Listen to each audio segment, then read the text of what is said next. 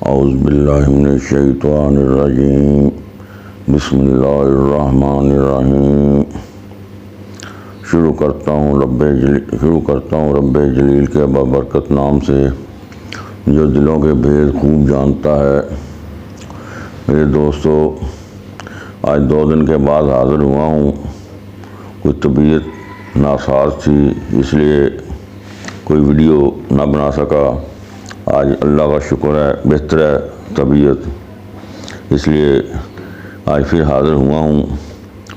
आज मैं आपको मूली की काश्त के बारे में कुछ मालूमात शेयर करना चाहता हूँ।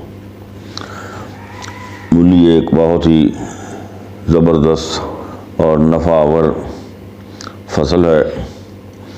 इसको काश्त करने के लिए ज़मीन की तैयारी बहुत अच्छी तरह करनी चाहिए। तो अगर ज़मीन की तैयारी सही होगी तो मूली बहुत लंबी हो जाएगी, 1.5 फुट तक भी हो जाती है, उससे बड़ी भी हो जाती है और बड़ी मोटी भी हो जाती है। लेकिन इसके लिए ज़मीन की तैयारी और बीज का बहुत अच्छा होना, मेयारी होना बहुत ज़रूरी है। ज़मीन को तैयार करते वक्त उसमें कोई फास्फोरस खादें ख़ास तौर पर ये न सुपर डालनी चाहिए, ये ज़मीन को नरम कर देती है। और इसमें पोटाश भी डाल दें, ये भी ज़मीन को नरम करती है। सल्फ़र भी डाल दें, इससे ज़मीन बहुत भुरभुरी हो जाएगी। और फिर उसके बाद ज़मीन को अच्छी तरह ये सब कुछ डालने के बाद रोटावेटर चला दें, वो अच्छी तरह ज़मीनें मिक्स हो जाएंगी। ये सारी खादें रोटावेटर चलाने के बाद उसको सुहागा डालकर प्लेन कर लें, सुहागे के ज़रिए या जैसे भी आपके पास जो भी तरीका हो, ज़मीन को प्लेन कर लें। उसके बाद उसकी खेलें निकालें, ऐसे ये खेलें ऐसे होती है ना, ऐसे। और फिर उसके ऊपर कोई मेयारी बीज, अच्छा बीज मार्केट से मिल जाता है, वो खेलों के ऊपर डाल दें और उनके ऊपर ऐसे ऐसे करके ये मिट्टी आहिस्ता आहिस्ता चढ़ा दें। ऐसे बीज खेलों के ऊपर चले जाएगा।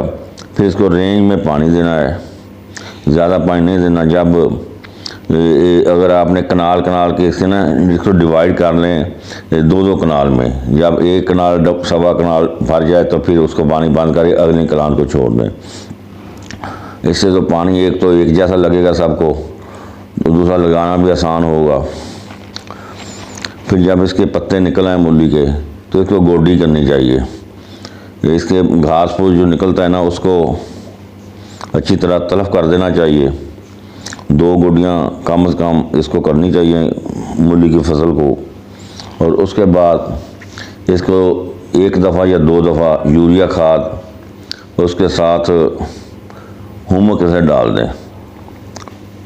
10 लीटर फी एक हुमक एसिड, 1 बोरी यूरिया 2 दफ़ा आधा करके डाल दें, तो इंशाल्लाह मूली की फसल बहुत अच्छी होगी। हाँ, जब इसके पत्ते तकरीबन 6-6 इंच के हो जाएं तो फिर उसको चेक करना है, बल्कि स्प्रे कर दें। इसके ऊपर एमामेक्टिन और लेमडा का स्प्रे कर दें, या सीगा पेस्ट का स्प्रे कर दें, या क्लोरोपेरीफास का स्प्रे कर दें।